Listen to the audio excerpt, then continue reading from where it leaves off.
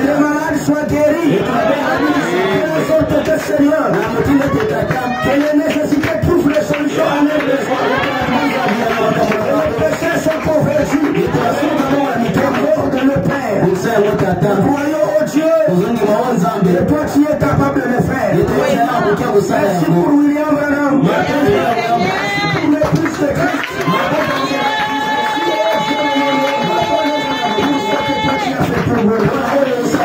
Et honneur, à jamais, au Seigneur Jésus-Christ. Nous voulons lire la parole. Ouvrez-nous les yeux. Nous ne lisons pas la Bible comme un journal. Révèle-nous cette parole, Père. Pour que nous soyons capables de voir Christ dans ça. Au nom de Jésus-Christ. Amen. Merci. Nous allons prendre nos Bibles.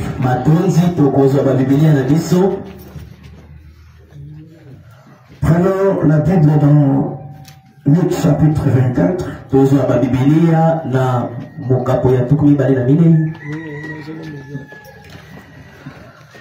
Verset 15 à 31.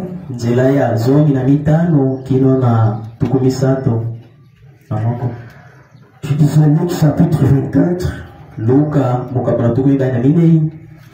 Verset 15 à 31.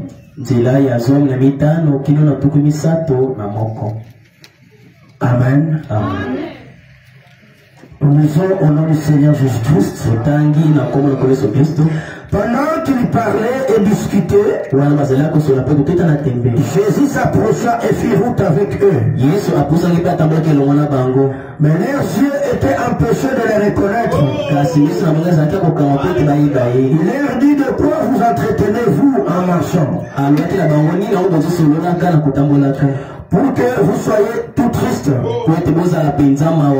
L'un d'eux, nommé Cléopas, lui répondit: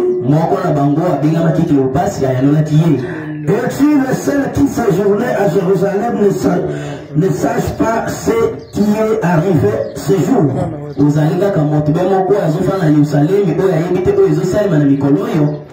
Quoi? Leur dit-il. Et il lui répondit: ce qui est arrivé au jour au sujet de Jésus de Nazareth, il était un prophète puissant en œuvre et en parole devant Dieu et devant tout le peuple. Comment les principaux sacrificateurs et le magistrat l'ont livré pour le faire condamner à mort et l'ont crucifié.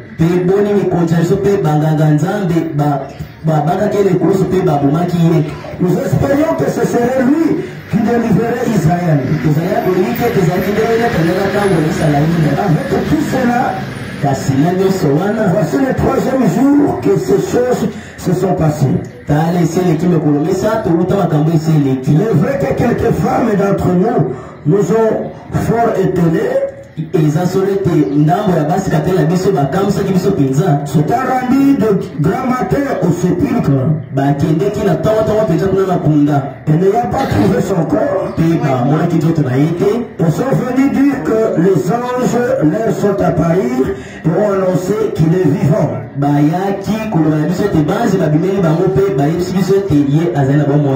Quelques-uns de ceux qui étaient avec nous sont allés au sépulcre. Et ils ont trouvé les choses comme les femmes l'avaient dit. Mais lui, ils ne l'ont point vu. Alors Jésus leur dit: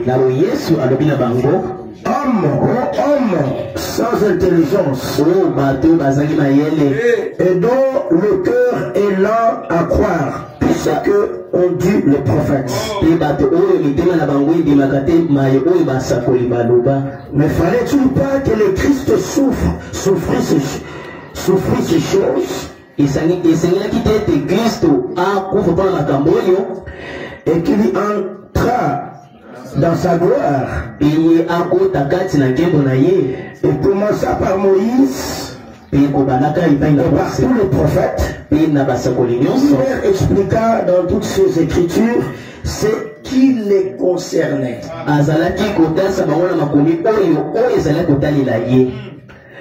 Lorsqu'ils furent très près du village où ils allaient, il parut vouloir aller plus loin.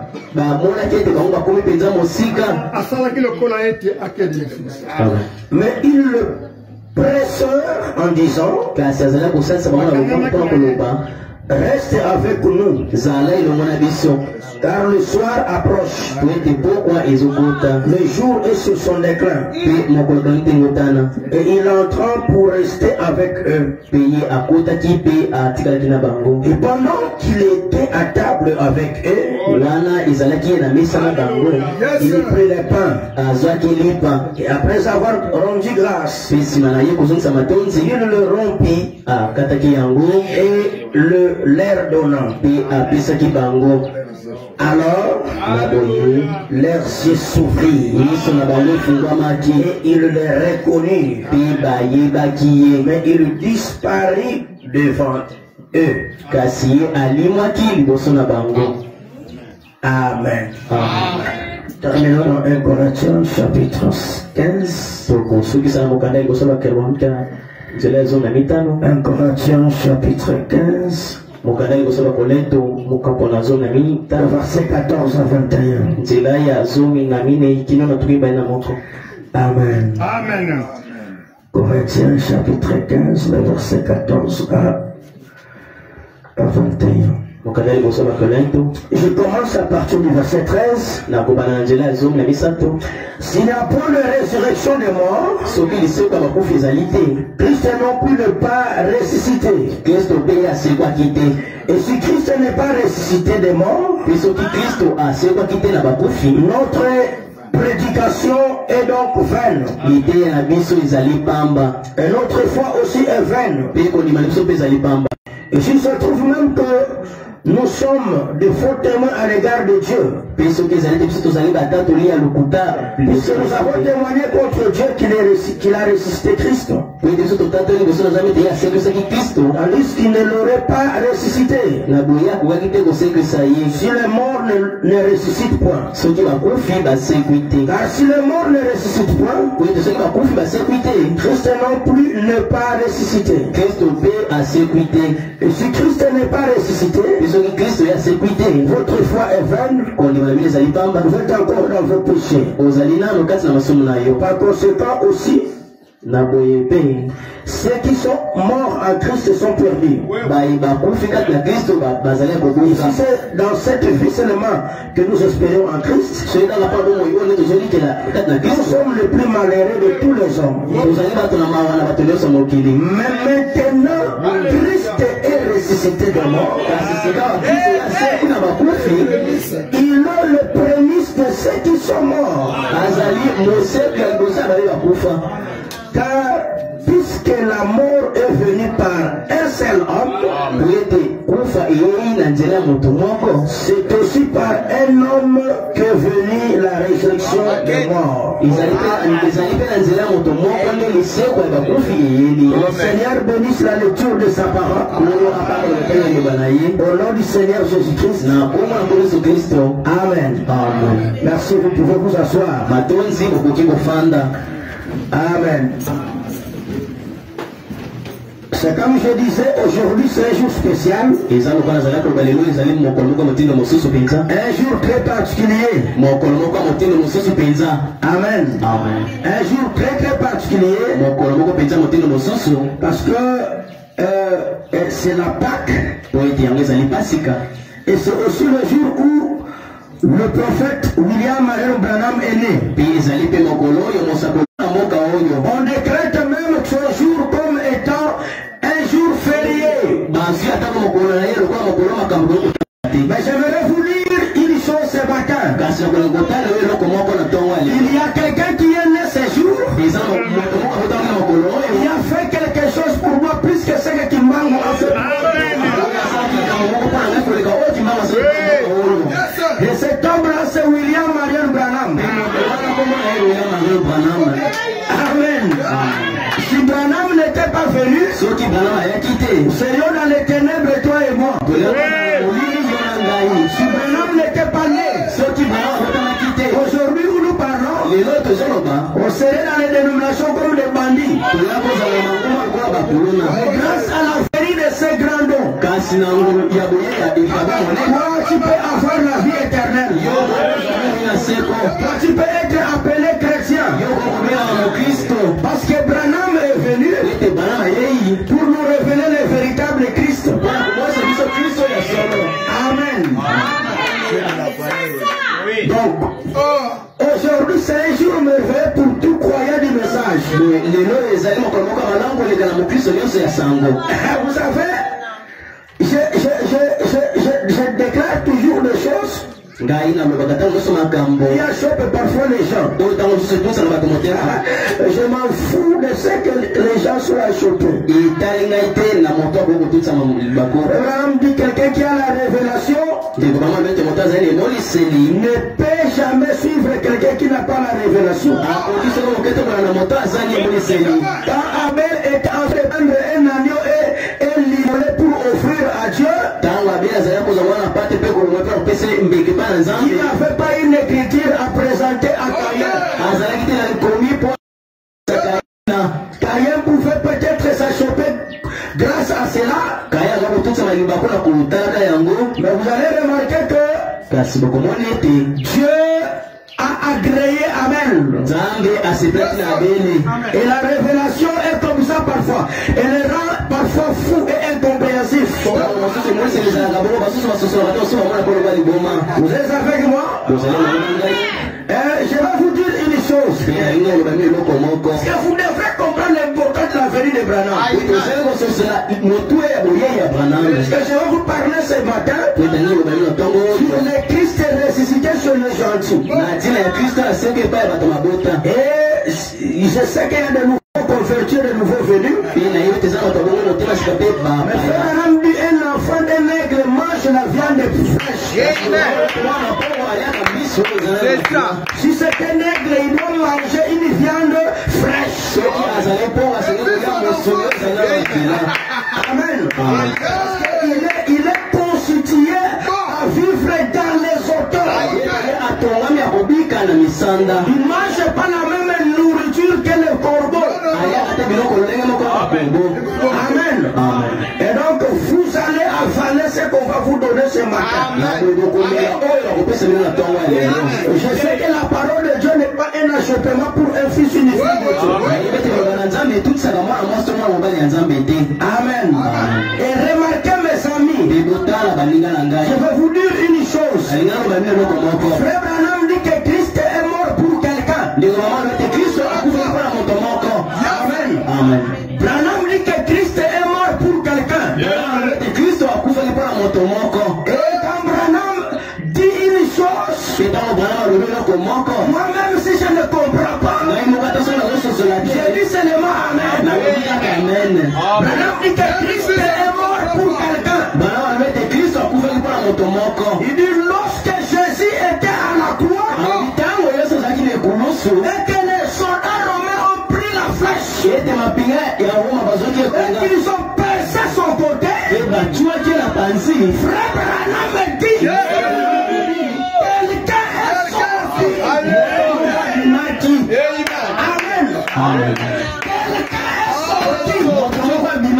Alléluia. Et vous devez comprendre ce quelqu'un-là, c'est qui dit. Parce que vous êtes sauvé par cela. Amen. Quelqu'un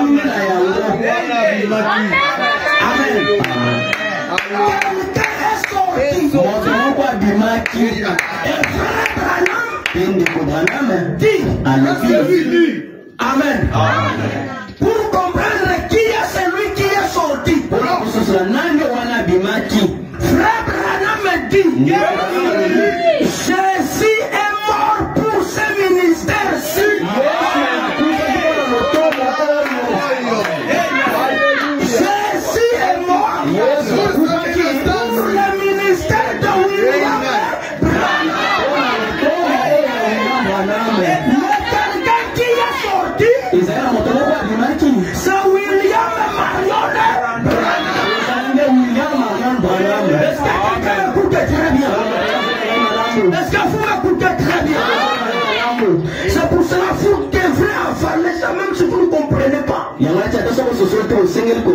avalez ça d'abord. Écoutez, j'ai voulu l'initiation de Branham. Beaucoup de gens pensent que Branham c'est simplement un simple homme. Et que Branham c'est comme tout prédicateur. Et pourquoi Branham c'est créé lui-même? Frère Branham dit dans le message exposé de Saint Ange de l'église, prêché page 365. Écoutez, mais remercions Dieu qu'à l'instant présent, cet âge ne soit pas terminé. Il crie encore. Et son cri n'est pas seulement dans les oreilles spirituelles des hommes et par son esprit.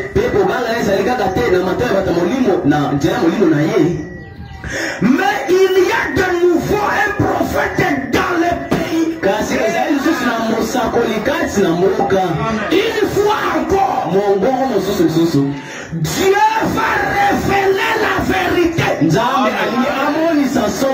Aussi, il n'y avait pas un prophète. On ne pouvait pas connaître la vérité.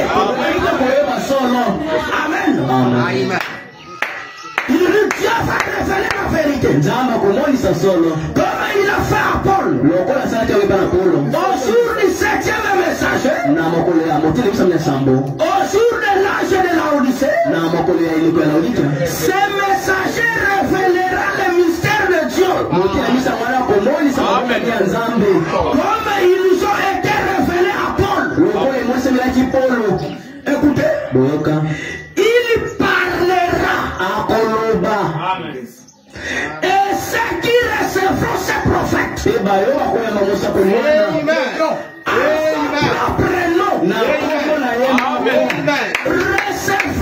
effets bénéfiques de ce ministère de ces prophètes. Jésus meurt pour ce ministère. Mais dans ce ministère ici, il y a des choses. Quand quelqu'un ne reconnaît pas le ministère du temps de la fête, c'est la preuve qui n'a pas été rachetée. Parce que j'aimerais vous dire une chose. Jésus n'est pas venu racheter tout le monde.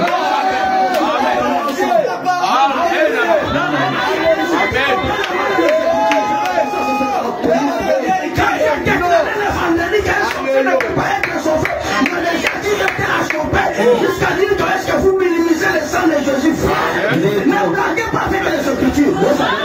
Amen. Amen. Jésus n'est pas venu mort pour tout le monde. Frère Branham dit le sang d'Abel n'a pas pu purifier Caïn.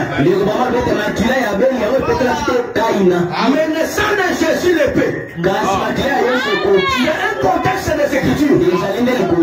Mais si le sang, quand on parle de l'histoire de Caïn et d'Abel, on voit l'histoire de Judas et de Jésus.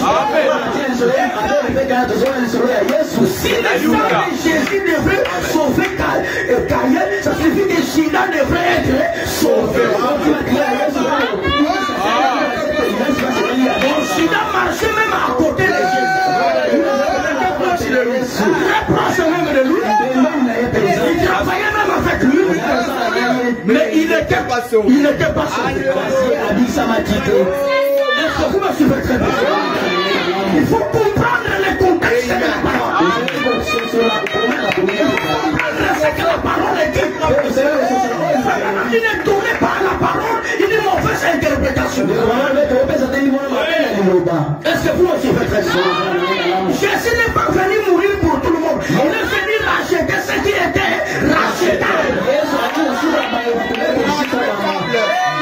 Il y a des gens qui ne peuvent pas être rachetés. Il y a des gens qui ne peuvent pas être convertis. Il y a des gens qui ne peuvent pas être sauvés. La preuve de cela, ils ne peuvent pas croire ce que Dieu a envoyé dans l'air. Lorsque quelqu'un rejette la parole, parfois nous regrettons. la parole vous est présentée. Et vous rejetez la parole. C'est même une preuve pour Dieu que vous n'êtes pas accessible aux âmes.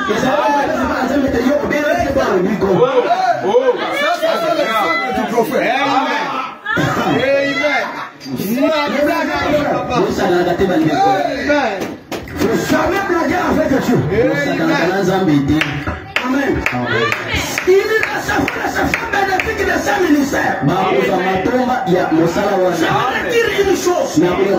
Tous ceux qui sont sauvés, comme étant épouses dans cet âge, sont rattachés au ministère de William.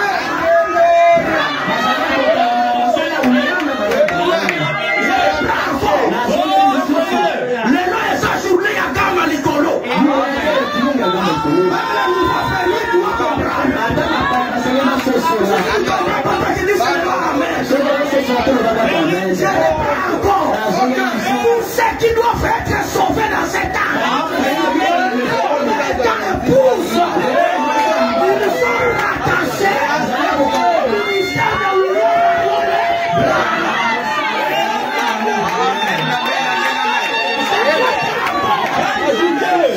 pour celui qui a la prédestination, pour recevoir la vie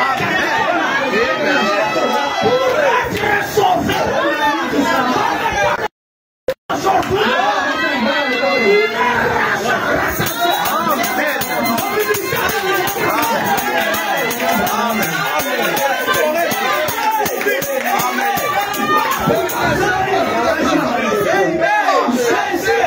Pour ce ministère. Amen. Pour que celui qui croira à ce ministère, j'aimerais déclarer une chose. Dieu a tant aimé les gentils. Dieu a tant aimé les gentils. Il a envoyé ce ministère de William.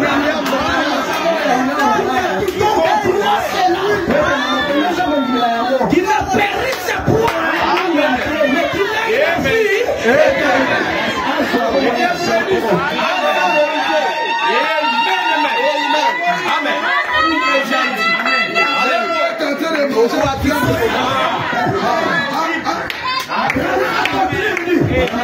une vie.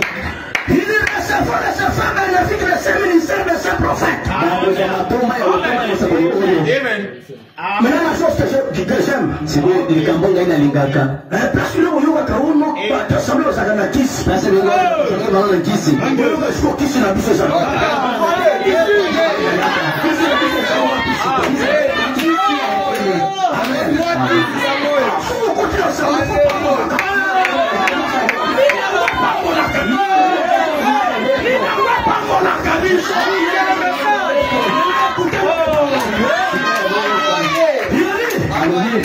Et ceux qui l'écouteront, ceux qui écouteront ces prophètes, alléluia, ceux qui écouteront ces prophètes seront bénis. Ils seront bénis. Même ce qu'on a que la maman belle la famille a eu. L'alliance est héréditaire.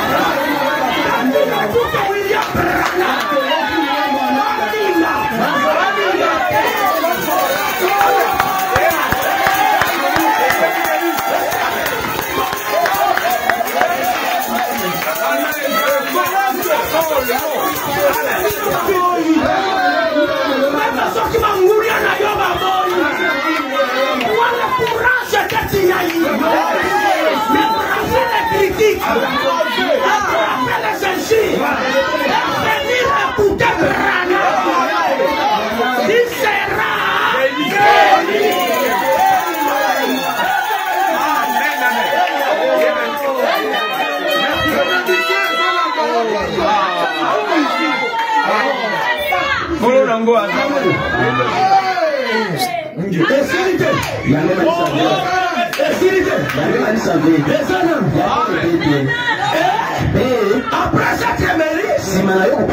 Après cette mairie,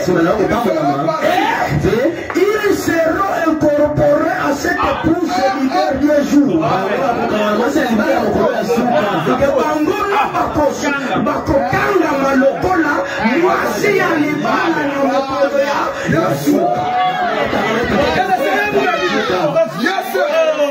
Il y a plusieurs femmes. Il y a plusieurs femmes. Mais ce n'est pas toute femme qui épouse.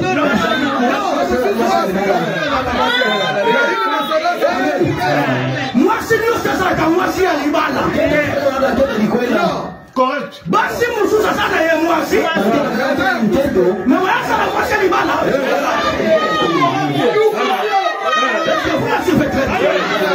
Et dans la Bible, la femme représente l'église.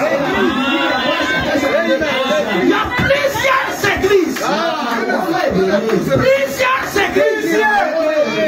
Mais toutes les églises ne sont pas l'église.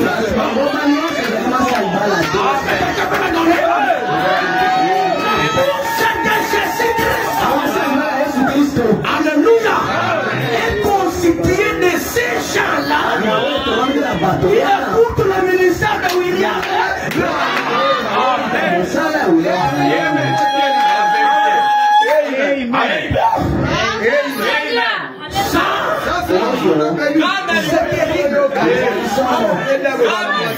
Je sais que ça peut achoper. Mais c'est ma fou. La vérité. Amen. Amen. Au Yoki ministère, on a été au vocal, on a mangé l'Ibala.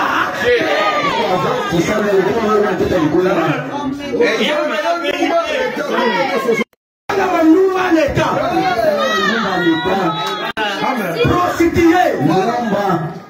Amen. Nous sommes même comme Yesu, mais Yesu, mais Abana yo.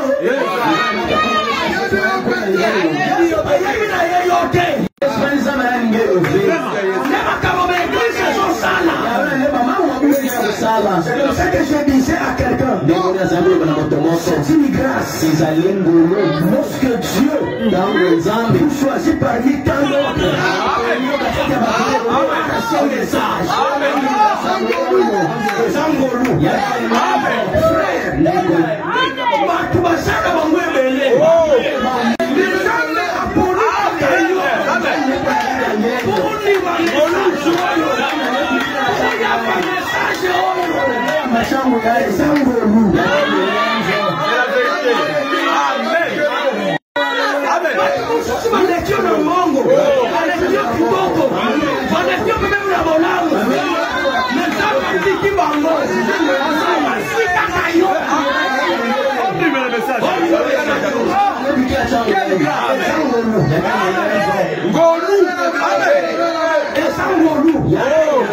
parce que ce n'est pas donné à n'importe qui. Amen, amen, amen. C'est ça, c'est la vérité. Amen. Ce n'est pas donné à n'importe qui. Amen. Amen. Et ça n'a pas tout mon frère Bolam et Nekitro. Frère Branham dit entre Esaü et Jacob, celui qui était plus beau c'était Esaü.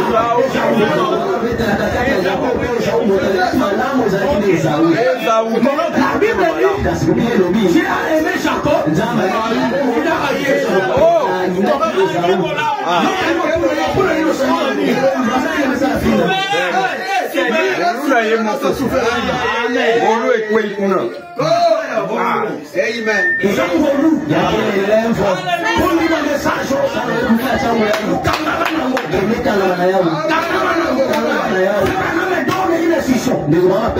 Mes enfants, ne prenez pas les l'équité, c'est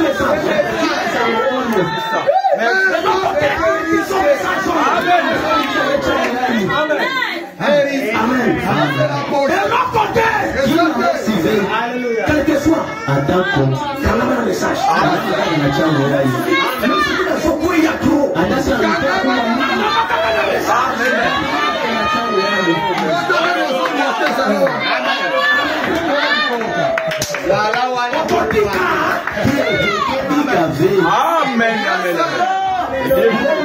Je lève. Amen.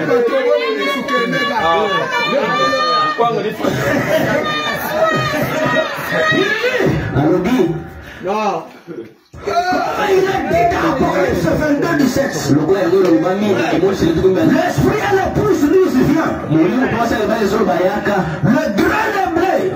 Le bon grain qui est l'épouse. Qui était tombé en terre anisée. Est redevenu les blés paroles de l'origine. Et Dieu soit loué à jamais. Oui, écoutez les prophètes de Dieu authentifiés par Dieu. Qui viennent dans ces derniers âges. C'est ce qu'il dit de la part de Dieu. L'épouse le dira aussi. L'esprit, les prophètes et l'épouse disent tous la même chose. Et ce qu'ils diront a déjà été dit dans la parole. Ils le disent maintenant. Sortez maintenant des milliers de séparez-vous. Le cri a retenti. Il retentit encore. Yamokili. Sortez de là-bas. Ce sont les prostituées.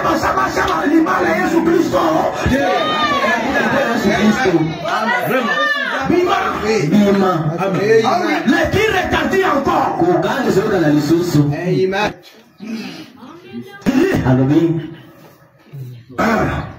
Jusqu'à ce qu'on continuera. Nous savons rien.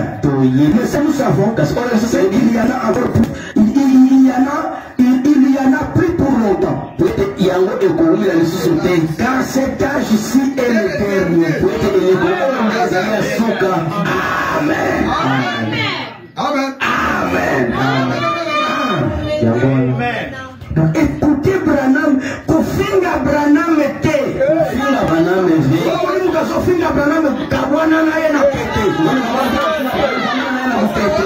un problème. Amen. Parce que je vais continuer à choper. Et bénir les enfants de Dieu. Amen. La parole c'était à choper pour ceux qui ne sont pas. Mais c'est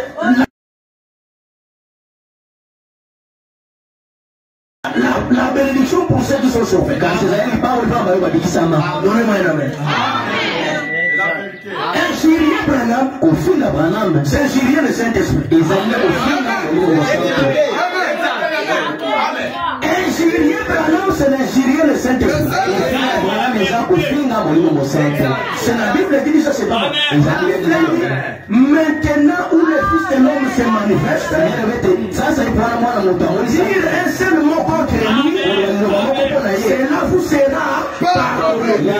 Quand le Saint-Esprit viendra, quand lui le Saint-Esprit, lui le Saint-Esprit, quand il viendra, est en train de faire la même chose. Il dirait un mot contre cela, cela ne vous sera jamais pardonné. Amen. Péché impardonnable. Amen. C'est ça. C'est comme ça que Branham dit depuis que les sceaux sont ouverts, la Bible est devenue un nouveau livre. Amen. Alléluia. Oh, j'ai beaucoup aimé cette journée. C'est pour ça que je voulais être ici. J'ai dit, je dois descendre pour le 6 avril. Je vais descendre moi-même. Je vais descendre. J'ai beaucoup apprécié le travail qu'ont bâti les serviteurs de Dieu. Ça c'est très bien que Dieu vous bénisse. Vous êtes... Je suis fier de vous. Très fier de vous. Vous avez évangélisé vous avez baptisé les gens. Et ça c'est très bien. Et j'ai dit pour le 6 avril, je dois être là moi-même.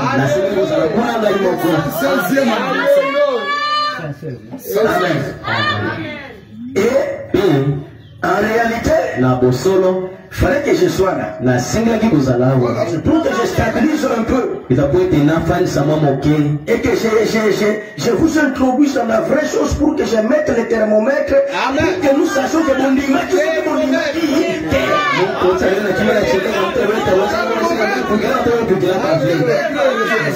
Amen. Vous comprenez qui vous êtes. Frère, je disais à quelqu'un hier, à l'époque de Jésus, ceux qui ont dit Jésus, on peut mettre un ennemi.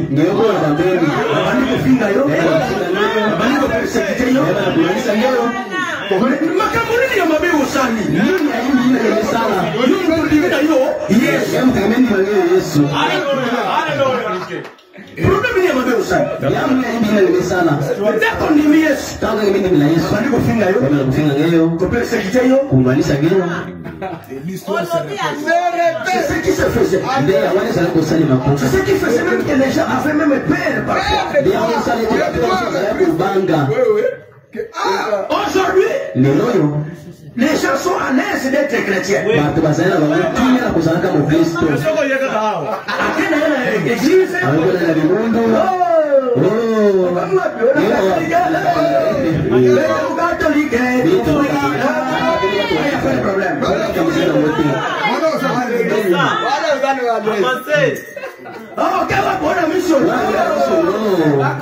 Même le prêtre n'est pas contre que tu aies une émission.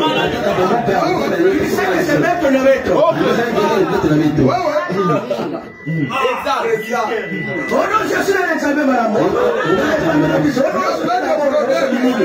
Ils n'ont même pas de problème.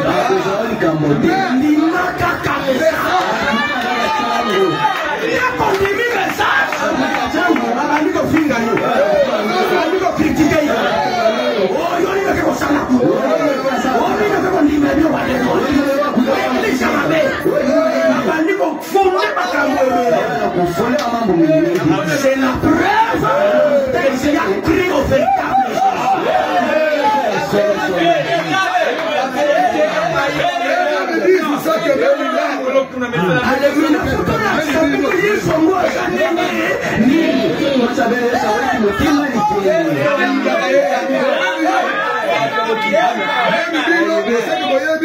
Amen. Ah, c'est ça. C'est la Pâque aujourd'hui. La fête. Nous sommes à la fête, frère.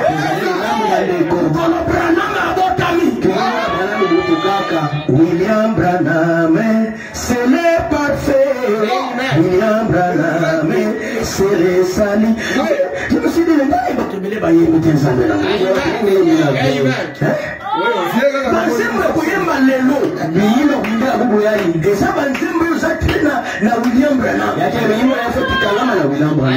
William Branham, c'est le parfait. William Branham, c'est le sali. Amen. Le retour de la colonne de les manches ont vu son étoile. Ils sont partis pour aller adorer. C'est lui qui était le roi des Juifs, la personne de Jésus-Christ. Adorer, c'est le signe du croyant. Adorer, c'est la parole de Dieu. Adorer Dieu au travers l'homme. Il y a une étoile au-dessus de lui. Il y a une étoile au-dessus de lui.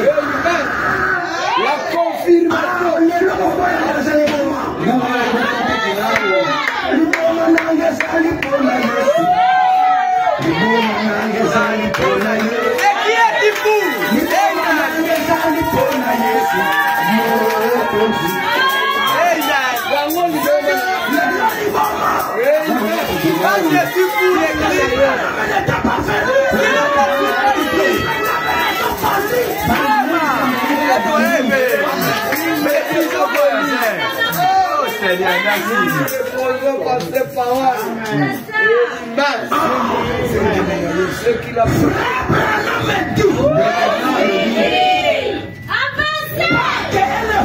Le plus important qui se soit jamais produit sur la terre.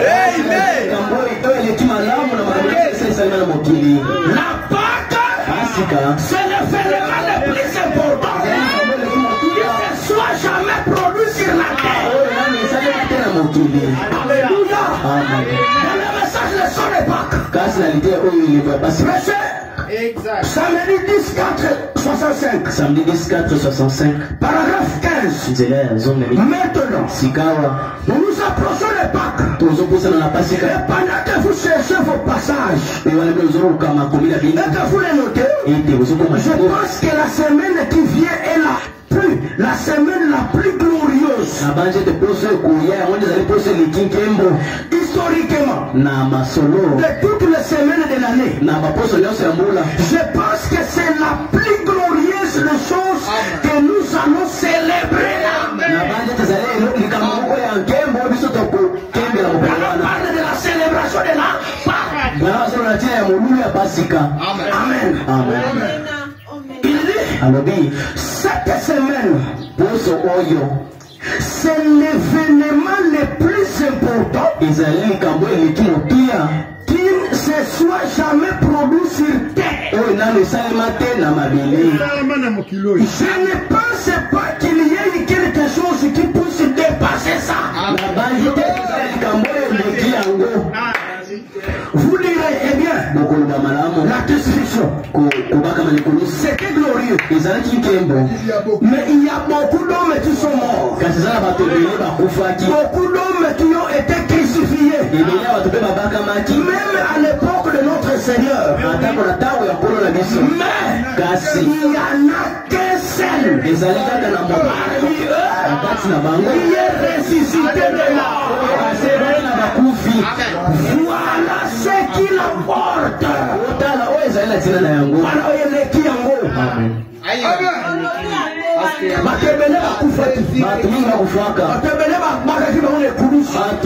Même à l'époque du Seigneur Jésus. Mais parmi toutes ces personnes-là, il n'y avait qu'un. Alléluia. Il n'y avait qu'un qui est ressuscité. C'est pourquoi le christianisme est la religion la plus véridique et plus meilleure. Parce que c'est la seule religion où la part du fondateur est restée.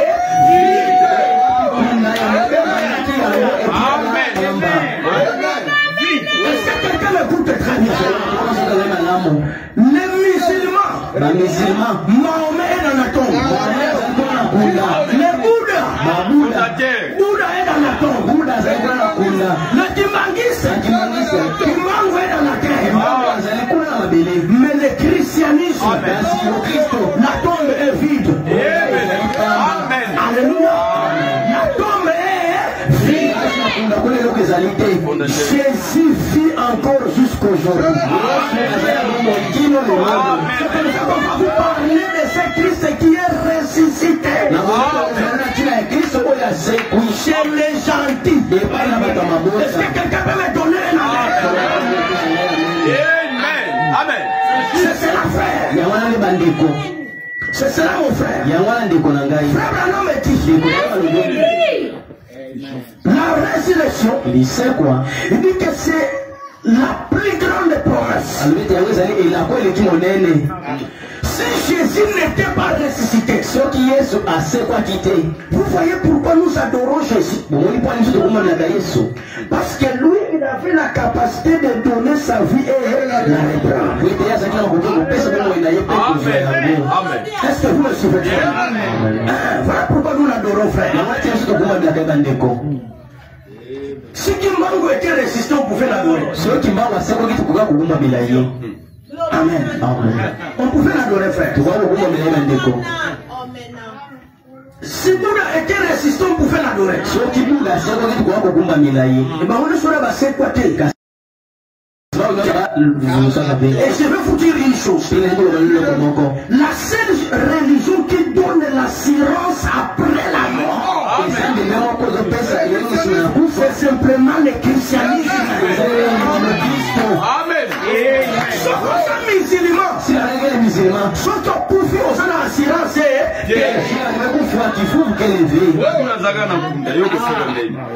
Amen. Ce sont bouddhistes. Ce sont pour faire l'assurance. Amen. Ce qu'on sent l'église des noirs. Ce qu'on pour faire l'assurance. Pourquoi? Parce que le fondateur lui-même est mort. Il n'a jamais ressuscité. Mais dans le christianisme véritable, le fondateur est mort. Il a été enseveli et il est ressuscité. Et il vit des siècles. Des siècles. Amen. Amen. Amen. Et quand il est ressuscité, le même esprit qui l'a ressuscité, c'est l'esprit qui conduit les chrétiens. Comme Christ est ressuscité, frère, tu peux maintenant très bien. Comme Christ est ressuscité, maintenant notre prédication a de la puissance. La prédication des musulmans est vaine. Parce que le Bouddha n'était pas ressuscité. La prédication des églises de noirs est vaine. Parce que Kibavita n'était pas ressuscité. Amen. Est-ce que vous me mais la prédication du christianisme est là de la puissance. Est là de la puissance. Parce que le fondateur est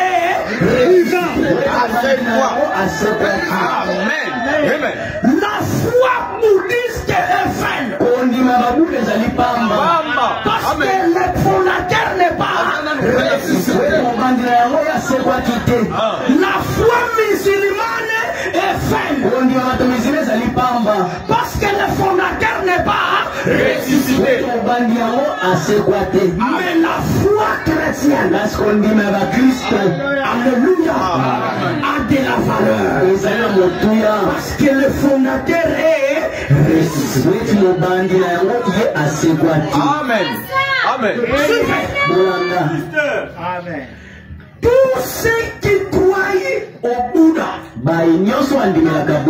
qui n'est pas ressuscité, ils sont des malheureux. Parce que Bouddha n'est pas ressuscité. Tous ceux qui croient aux églises de noirs,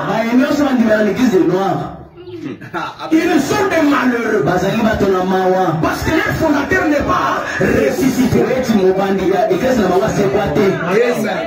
Mais nous, comme notre fondateur est ressuscité, nous sommes les gens les plus heureux de la terre. Paul vient, il dit dans 1 Corinthiens, il dit si quelqu'un n'aime pas le Seigneur, qu'il soit maudit. La malédiction commence au fait de ne pas aimer le Seigneur. Est-ce que quelqu'un peut me donner ce qu'on dit encore, Yesu aux déjà maudit. Et là qu'il a même maison,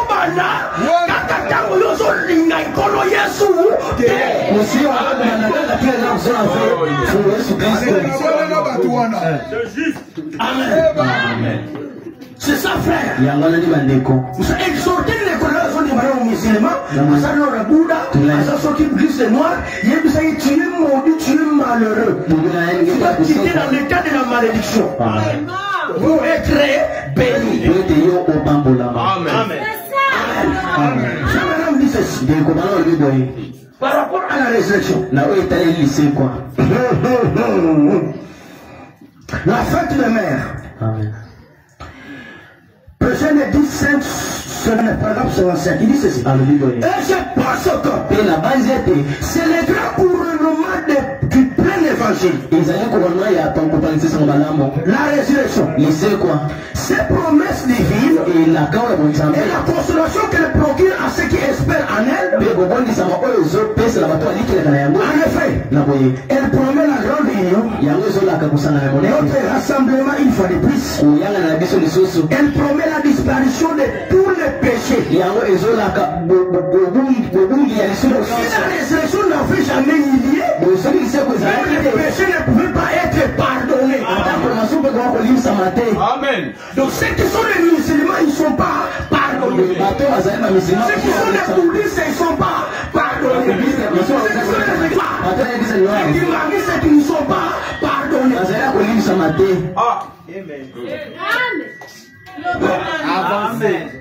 Amen. Amen. Elle promet la disparition de toutes les formations. Toutes les souffrances que nous avons endurées dans cette vie-ci. On a enduré dans cette vie. Et nous en promet donc la disparition de tout. Elle promet que même la mort perdra son emprise. Et que nous ressusciterons. Amen. C'est pourquoi lorsque vous devenez un véritable chrétien, un véritable chrétien, vous ne craignez même pas la mort.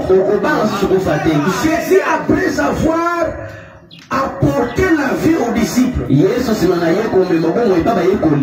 dit ne craignez plus celui qui peut tuer le corps, mais craignez celui qui peut tuer l'âme.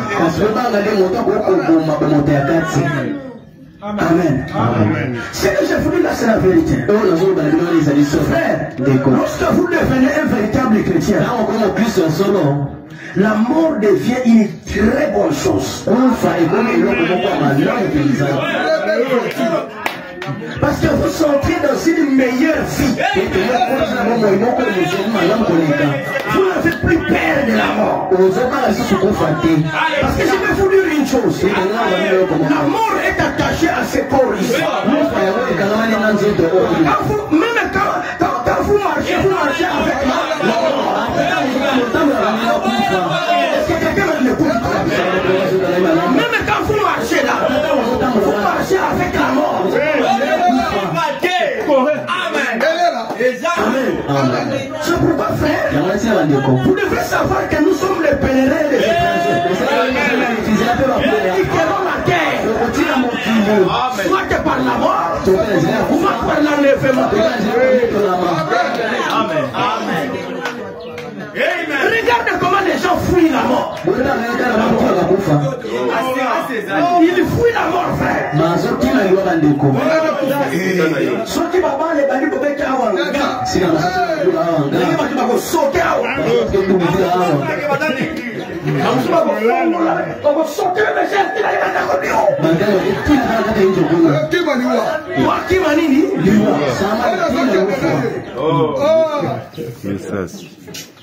Est-ce que vous me suivez très bien?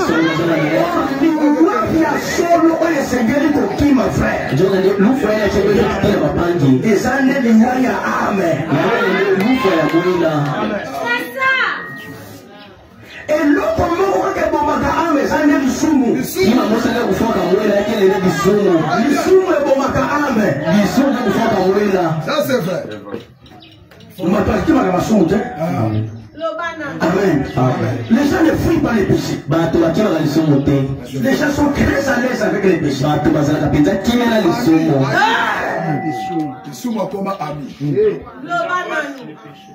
Que Dieu nous fasse sa lettre. Est-ce que vous me suivez très bien? Frère, on continue. Frère, on continue. Et donc, à mon avis, la résurrection est la plus grande promesse de toutes celles qui sont dans les Écritures. C'est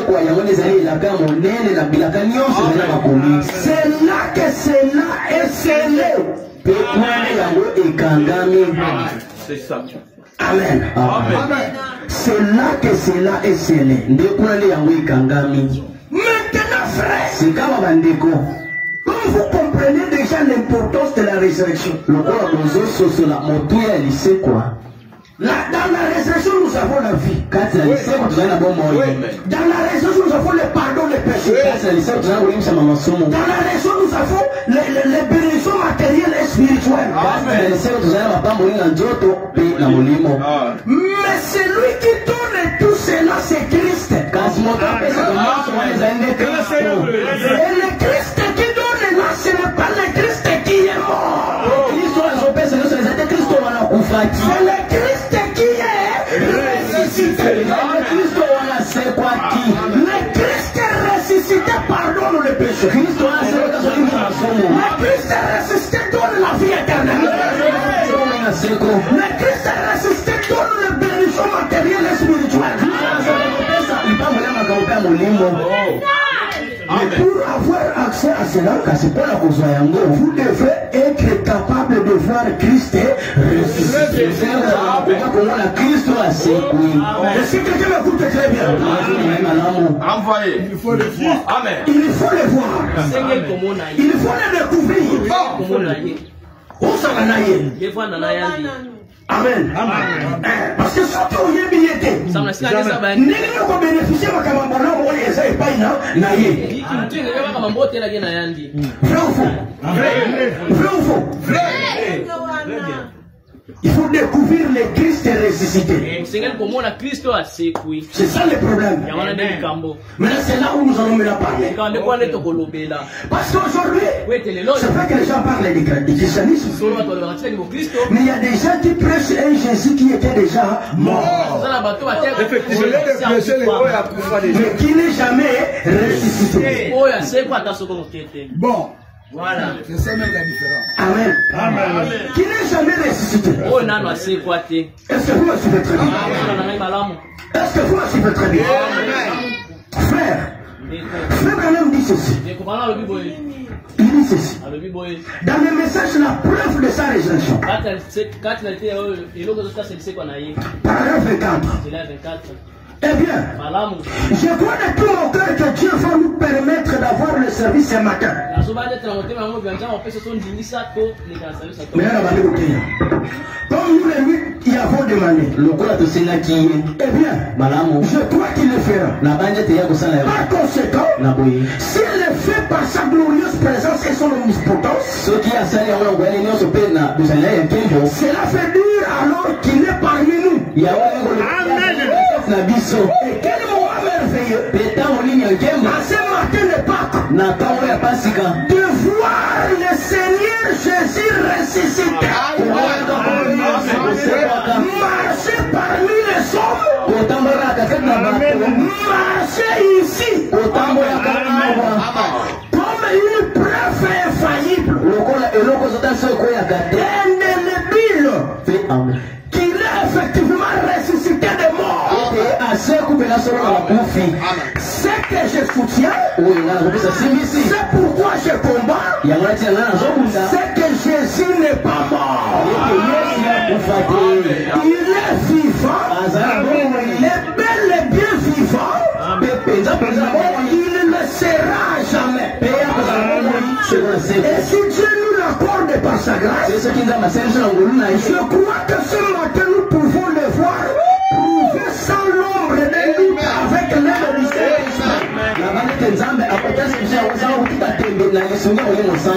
Effectivement, Jésus est ressuscité des morts. Et il est vivant ici même aujourd'hui. Vivant ici même dans ces bâtiments. Avec nous jusqu'à la fin du monde.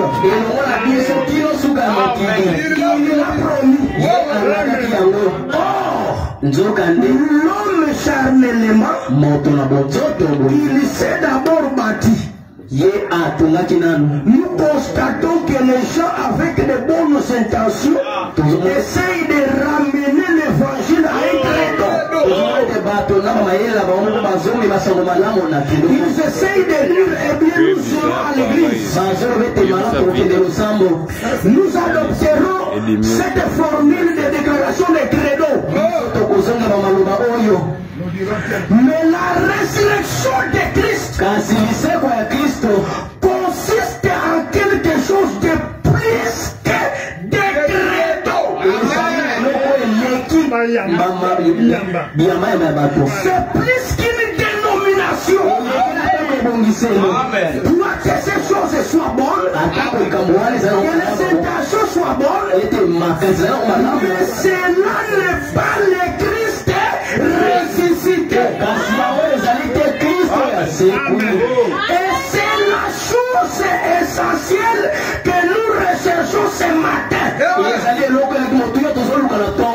La preuve infaillible que Jésus est ressuscité de mort. La chose essentielle, c'est de trouver le Jésus qui est ressuscité de mort. Est-ce que vous me suivez très bien? Est-ce que vous me suivez? Dans le message 3 témoins, paragraphe 28. Amen. Il dit ceci. Le paragraphe 65 plutôt. Mais maintenant, après sa mort et sa résurrection, eh bien, il est monté à l'eau. Il a donné les dons aux hommes.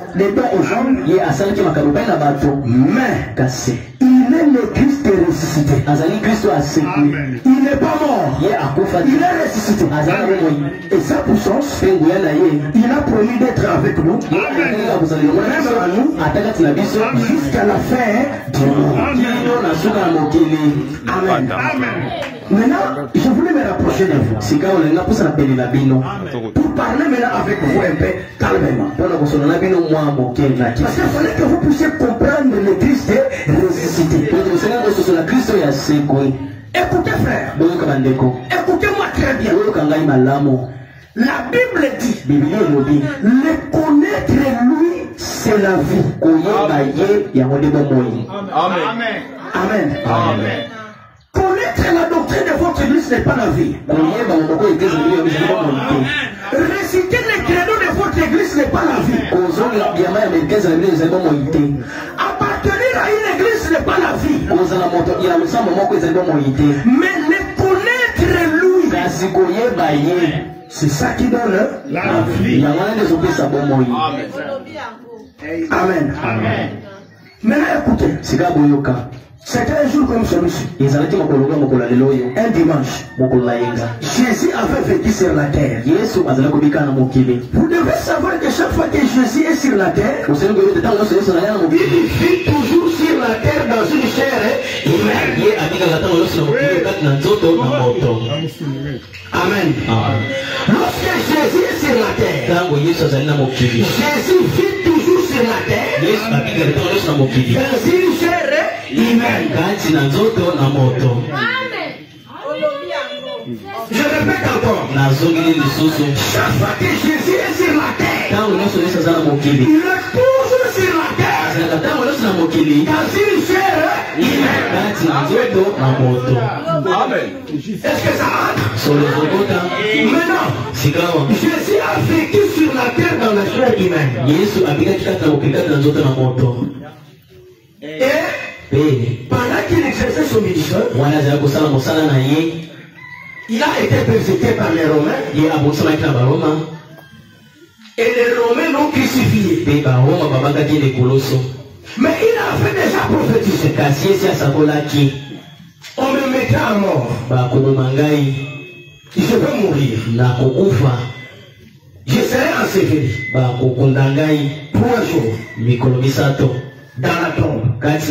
Mais le troisième jour, je ressusciterai. Amen. Alléluia. Amen. Le troisième jour, je ressusciterai. C'est la promesse qu'il avait donnée. Les disciples le croyaient. Et lorsqu'il était venu dans une chair humaine, il devrait d'abord se révéler aux Juifs et aux Samaritains. Et pas à Yuda, pas à Samaritain. Or, l'exercice que nous parlons, Donc, il n'est pas seulement il n'est pas seulement les dieux des Juifs, il n'est pas seulement les dieux des Samaritains. Il doit être les dieux des Juifs, les dieux des Samaritains et les dieux des gentils. Mais cette fois-ci, quand il est arrivé, il s'est simplement révélé aux Juifs et aux Samaritains. C'est comme si les gentils étaient écartés. Amen. C'est comme si les gentils étaient écartés. Maintenant, qu'est-ce qui s'est passé? Quand il s'est révélé aux Juifs et aux Samaritains, et qu'il ne s'était pas encore révélé chez les gentils, avant qu'il ne se révèle chez les gentils, Babomiye, Baba Kele Kurusu, Bakundi. Amen.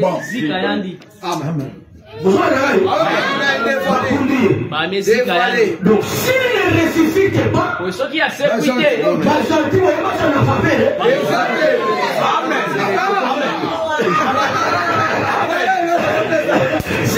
ressuscite pas,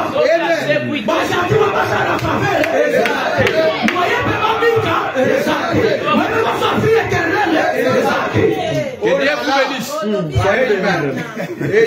Est-ce que vous Amen. Donc il doit ressusciter. Amen. Maintenant, quand il ressuscite, il doit se révéler maintenant chez les gentils. Mais celui qui se révèle chez les gentils, c'est le Christ ressuscité.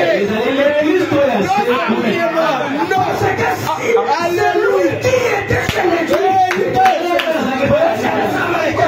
il était mort. Il était ensevelie. Mais celui qui se révèle chez les gentils, il doit être le Christ ressuscité. Mais celui qui doit se révéler chez les gentils, il doit être le Christ ressuscité. Celui-là qui était mort, mais celui qui est ressuscité. Amen. Mais je voulais encore descendre là-bas. Je voulais encore descendre. Tango yo okelona nguba. Oui. Est-ce que emballage wana? Oyo londeli nguba. C'est le même emballage oyo mena na nguba? Non. Jamais. Emballage oyo sala kanini?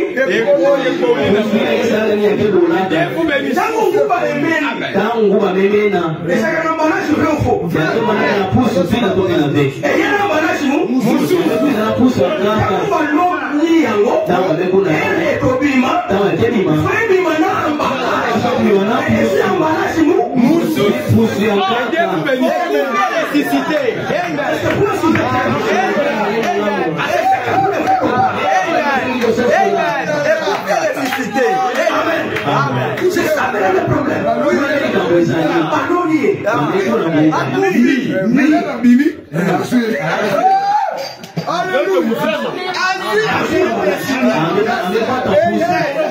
C'est ça le problème. C'est le même Christ.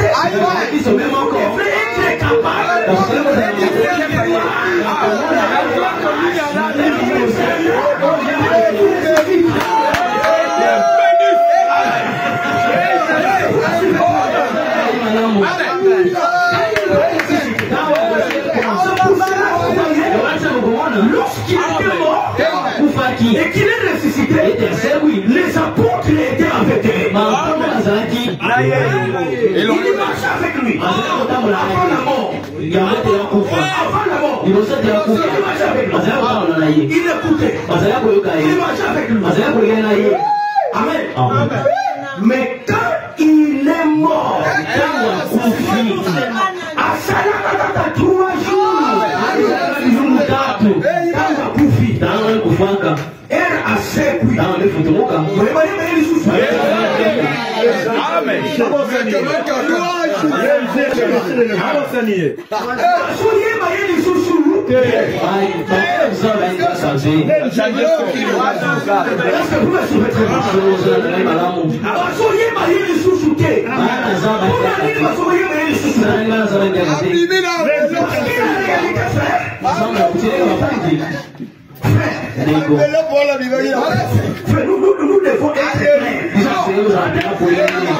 Nous devons être clairs. Nous devons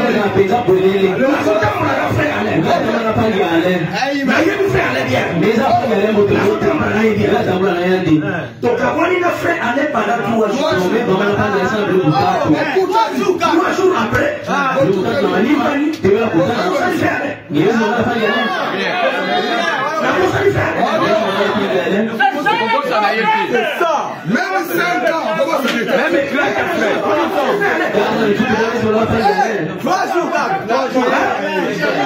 mes frères, si les mêmes frères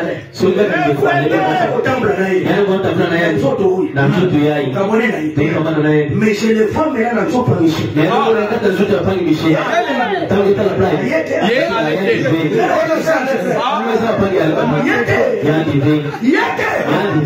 mais c'est le même frère.